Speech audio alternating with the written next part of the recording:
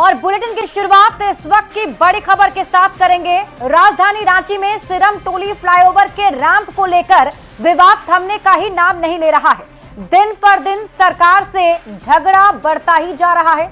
आदिवासी संगठन अब आर पार के मूड में आ चुके हैं। आदिवासी संगठनों ने सरना स्थल से रैंप को हटाने के लिए हेमंत सरकार को फाइनल अल्टीमेटम दे दिया है।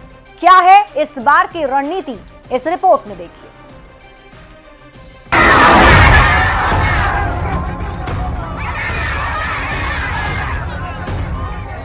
राजधानी रांची की सड़क पर संग्राम मचा हुआ है। सिरम टोली फ्लाईओवर के रैंप को लेकर विवाद दिन पर दिन बढ़ता ही जा रहा है। बवाल इतना बढ़ गया कि अब हथौड़े पर हथौड़े चल रहे हैं। रैंप पर छिड़ी रार को लेकर आदिवासी समाज के लोग आर या पार के मूड में। निर्माणाधीन फ्लाईओवर के विवादित हिस्से को हटाने के लिए आदिवासी संगठनों ने एक बार फिर से आंदोलन छेड़ दिया है। 5 अप्रैल को एक बड़ी बैठक बुलाई है। हम लोग का छोटा सा मांग है कि सरना स्थल के पास जो धार्मिक स्थल है उसके बगल में जो रेम है उसको हटा दिया जाए। पहले का जो डीपीआर था उस डीपीआर में केएफसी से आगे रेम उतारने का प्रपोजल था। मुख्यमंत्री हेमंत सोरेन की सरकार के सामने आदिवासी समाज के लोगों ने अपनी स्थिति साफ कर दी है। किसी भी हाल में आदिवासी पवित्र सरना स्थल के पास सिरम टोली फ्लाईओवर का रैंप नहीं चाहते हैं।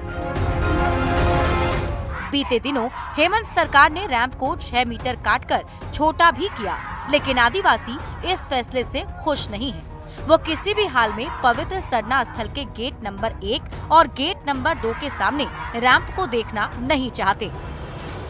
हमारा ही आदिवासी सरकार हमारा ही होते हुए हमारे साथ ही क्यों गलत कर रही है, हमारे धर्म के साथ क्यों गलत कर रही है, हमारे धर्म के साथ ही छेड़छाड़ क्यों करती है, ये बिल्कुल गलत बात है। हेमंत कल्पना को मैं बताना चाहता हूँ, हमारे धर्म की जमीन को आप जब तक नहीं छोड़ेंगे आपको नाक रगड़ना पड़ेगा हमारे धर्म की जमीन को छोड़ने के लिए।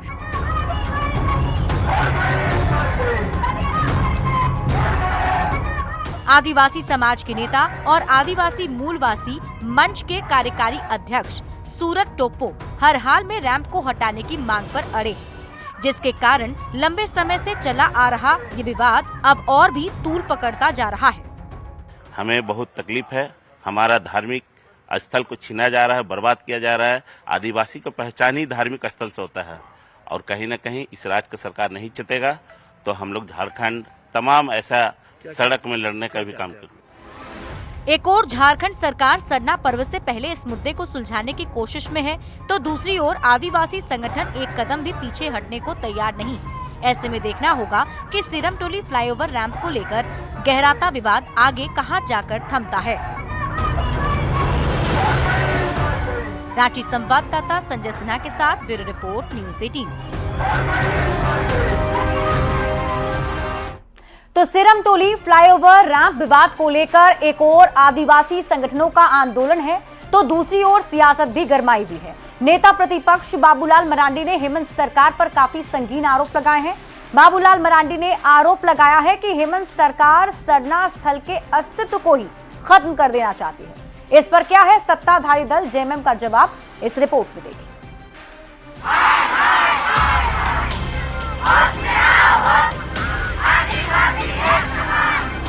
राजधानी रांची में सड़क पर संग्राम और सिरम टोली पर सियासत दोनों चरम पर है। सिरम टोली फ्लाईओवर रैंप विवाद को लेकर विपक्ष हेमंत सरकार पर दो तरफा हमले किए जा रहा है। एक और आदिवासी संगठनों ने अल्टीमेटम देकर झारखंड सरकार के सामने बड़ी चुनौती पेश की है, तो वहीं दूसरी ओर नेता प्रतिपक्ष बाबूलाल मरांडी भी मुख्यमंत्री हेमंत सोरेन की सरकार पर हमलावर हैं। बाबूलाल मरांडी जानबूझकर रैंप विवाद को तूल देने का आरोप हेमंत सरकार पर मढ़ रहे हैं। देखिए, तो सरकार ने जानबूझ करके ये समस्या को पैदा की है, तो फिर उसका डिजाइन को उसी प्रकार से बनाते, या तो उसको कोई देर पहले गिरा देते या फिर आगे ले जाते। झारखंड में प्रकृति पर्व सरहुल के मौसम में विरोध की आवाज गूंज रही है। पवित्र सरना स्थल के पास सिरमटोली फ्लाईओवर का रैंप बनाने पर लगातार आपत्ति जाहिर की जा रही है। बाबूलाल मरांडी हेमंत सोरेन की सरकार से ये सवाल खड़े कर पूछ रहे हैं कि पहले से तैयार डीपीआर के आधार पर काम आखिर क्यों नहीं हुआ। आदिवासी संगठनों से बातचीत के बावजूद सरकार पवित्र सरना स्थल के अस्तित्व को खत्म करने की कोशिश क्यों कर रही है। जो सरना स्थल है वो जानबूझ करके उन्होंने उस स्थल को ही एक प्रकार से समाप्त करने के भरसक प्रयास किए।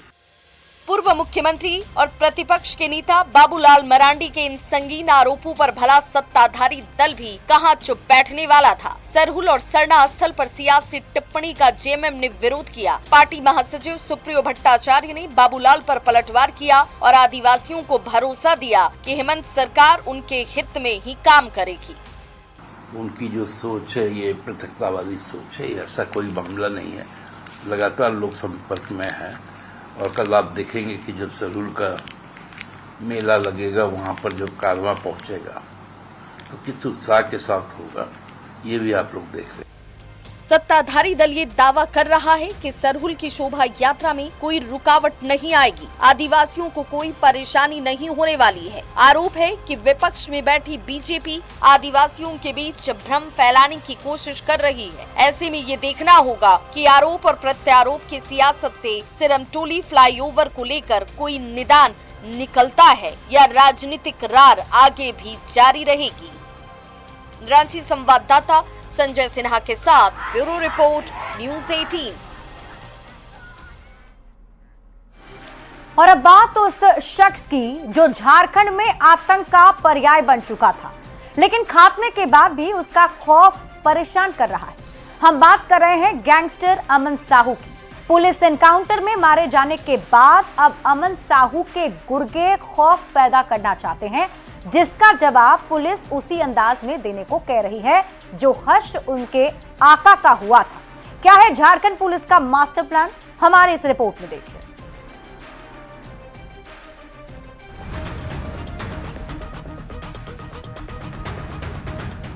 गैंगस्टर अमन साहू खौफ का दूसरा नाम, जिस पर 125 एफआईआर दर्ज हैं। एनकाउंटर में खात्मे के बावजूद इसका खौफ बरकरार है। झारखंड में कोयला कारोबारियों के लिए आतंक का पर्याय बन चुका ये नाम अब हमेशा हमेशा के लिए खामोश हो चुका है। पुलिस की गोली खाने के बाद दूसरी दुनिया में जा चुका है, लेकिन दूसरी दुनिया में पहुंचने के बाद भी इसका नाम अपराध की दुनिया में अब भी गूंज रहा है।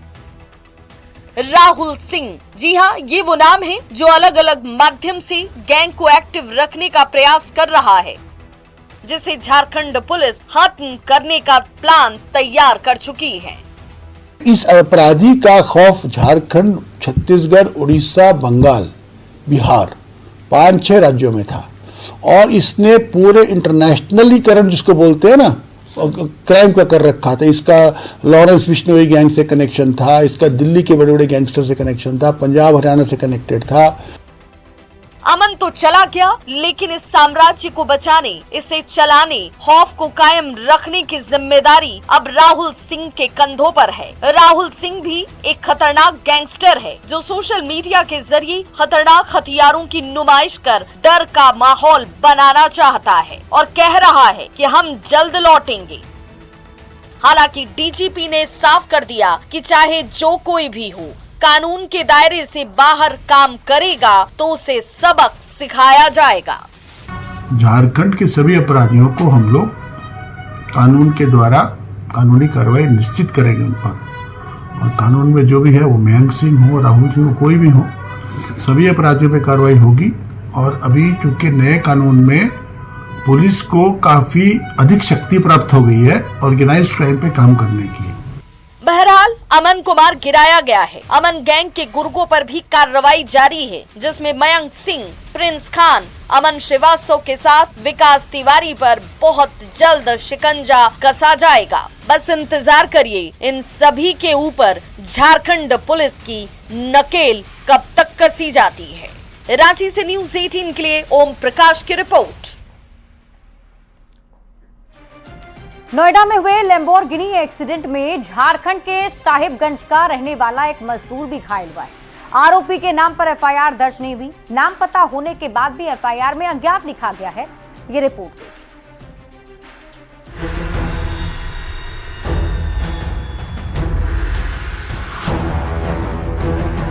नोएडा के सेक्टर 94 में चरखा गोल चक्कर के पास फुटपाथ पर बैठे मजदूरों को तेज रफ्तार से लैम्बोर्गिनी कार ने टक्कर मार दी, जिसमें साहिबगंज के दिजन रविदास सहित 2 मजदूर गंभीर रूप से घायल हो गए। इस मामले को लेकर डीसीपी नोएडा राम बदन सिंह ने कहा है कि लापरवाही से कार चलाने के कारण हादसा हुआ है। ड्राइवर को गिरफ्तार कर लिया गया है। एक व्यक्ति ने गाड़ी बहुत लापरवाही पूर्वक चलाई थाना सेक्टर 126 क्षेत्र के अंतर्गत, जिसमें 2 लोगों को चोटें लग गईं। उन दोनों को तुरंत हॉस्पिटलाइज कराया गया। तुरंत ही ड्राइवर और गाड़ी को गिरफ्तार कर लिया। गाड़ी जब्त करके थाने में खड़ी है। इन पर मुकदमा भी लिख दिया गया है और आगे कार्रवाई की जा रही है। भाई तेज गति से गाड़ी चला दी तभी उनको चोट लग गई, यही घटना है। नोएडा में हुए लैम्बोर्गिनी एक्सीडेंट में झारखंड के साहिबगंज के रहने वाले एक मजदूर भी घायल हुए हैं। एक्सीडेंट के आरोपी दीपक का एफआईआर में नाम नहीं है। नाम पता होने के बाद भी एफआईआर में अज्ञात लिखा गया। आरोपी राजस्थान का रहने वाला है। घायल व्यक्ति के बेटे ने एफआईआर दर्ज कराई है। घटना रविवार शाम की है, जब नोएडा में लैम्बोर्गिनी कार ने फुटपाथ पर बैठे 2 मजदूरों को रौंद दिया था। मजदूर गंभीर रूप से घायल हो गए। हादसे के बाद अफरा तफरी मच गई। लोग दौड़कर कार के पास पहुंचे तो ड्राइवर ने पूछा, कोई मर गया क्या? फिर आराम से कार से निकलकर बाहर आया, जिसके बाद लोगों का गुस्सा फूट पड़ा। हम बैठे थे दोनों आदमी, बैठ कर खाने में बना कर खा रहे थे और उधर से आया, जैसे लग रहा है कि पगला के जैसा गाड़ी आ रहा है। हम लोग को उड़ते उड़ते बस गाड़ी आ गया, नहीं भाग पाए, गिर गए। तो इसमें चक्के में गाड़ी गिरा चढ़ा दिया। सूचना मिलते ही पुलिस मौके पर पहुंची। मजदूरों को अस्पताल भेजा गया। पुलिस ने ड्राइवर को अरेस्ट कर कार जब्त कर ली है। हादसे में घायल एक मजदूर दीजन रविदास साहिबगंज के तालझारी प्रखंड के कल्याणचक पिपर जोरिया गांव का रहने वाला है। वहीं दूसरा घायल मजदूर बिहार के बख्तियारपुर का रहने वाला है। करीब 1.5 माह पहले ये लोग मजदूरी करने के लिए यहाँ आए थे। उनका परिवार में 3 बेटा है, एक पुतहू है, एक पत्नी है। और बेटा कहाँ है? तीनों? 2 बेटा बाहर में है। एक तो है मंझला, तो पागल जैसा करता है। अच्छा, वो घर पे है फिलहाल अभी। अच्छा, अपने से मजदूरी करने गए थे कि कोई ले गया था? ठेकेदार रखे गया। कहाँ का ठेकेदार है? ठेकेदार यहाँ मुरली का है। के साथ क्या होगा, काम करने जाता गया, काम करके गाछ के बगल में बने रोड के बगल में बैठा था और कंपनी के बगल में बैठा था रोड के धारे में, और उसमें आया एकदम एक बेगे गाड़ी चढ़ा दिया उसको, देह पर जांघ पर चढ़ गया, टेहरी भी टूट गया, हाथ भी टूट गया, सीना में चोट लगा। आप लोग को कैसे जानकारी मिला? फोन किया। लैम्बोर्गिनी से मजदूरों को कुचलने के मामले में आरोपी दीपक को सूरजपुर कोर्ट से जमानत मिल गई है।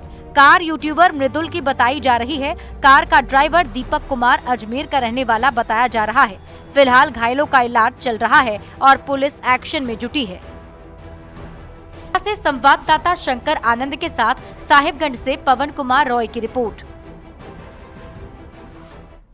हजारीबाग में रामनवमी पर इस बार कुछ खास होने वाला है और इस बार रामनवमी पर शोभा यात्रा में बेटियों का सशक्त रूप देखने को मिलेगा।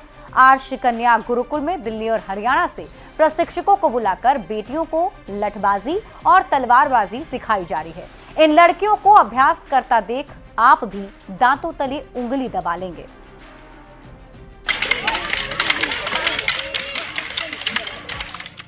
लाठी भांजती लड़कियां, तलवार लहराती लड़कियां, परंपरा के साथ आत्मरक्षा को सुदृढ़ करती इन लड़कियों की तस्वीर हजारीबाग से आई है। आर्ष कन्या गुरुकुल में दिल्ली और हरियाणा से प्रशिक्षकों को बुलाकर बेटियों को तलवारबाजी और लठबाजी सिखाई जा रही है, जिसका प्रदर्शन रामनवमी की शोभा यात्रा में ये लड़कियां करेंगी। प्रशिक्षण ले रही छात्राओं के चेहरे पर आत्मविश्वास का तेज साफ दिखाई दे रहा है। छात्राएं कहती है कि शिक्षा के साथ साथ परंपरागत हथियार चलाना बेहद जरूरी होता है। आत्मरक्षा का पहला चरण है। इससे हम अपनी आत्म सुरक्षा कर सकते हैं। कोई हम पे हाथ नहीं उठा सकता है, हाथ उठाए तो उसके हाथों को काट सकते हैं।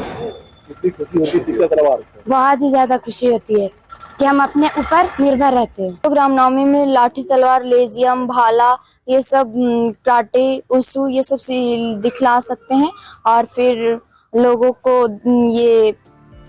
दिल्ली से आई महिला प्रशिक्षक बताती हैं कि लाठी चलाने की परंपरा धीरे धीरे समाप्त हो रही है।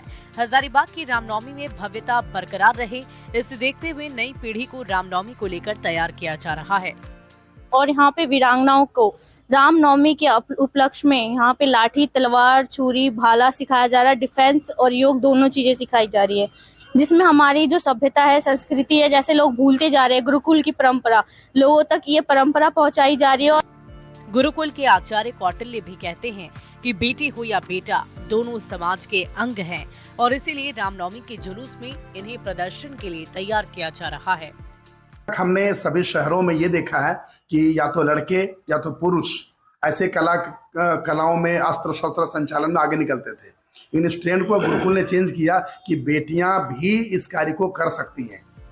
रामनवमी पर्व के साथ कई परंपराएं चली आ रही है, जिसमें हथियार और लाठी का करतब दिखाना भी शामिल है। बदलते जमाने में लाठी और हथियार से करतब दिखाने की परंपरा कहीं गुम होती जा रही है। ये उस परंपरा को फिर से जीवित करने की कोशिश है। सुशांत सोनी, न्यूज़ 18, हजारीबाग। यहाँ रुकने एक छोटे से ब्रेक के लिए जल्द लौटते हैं वापस।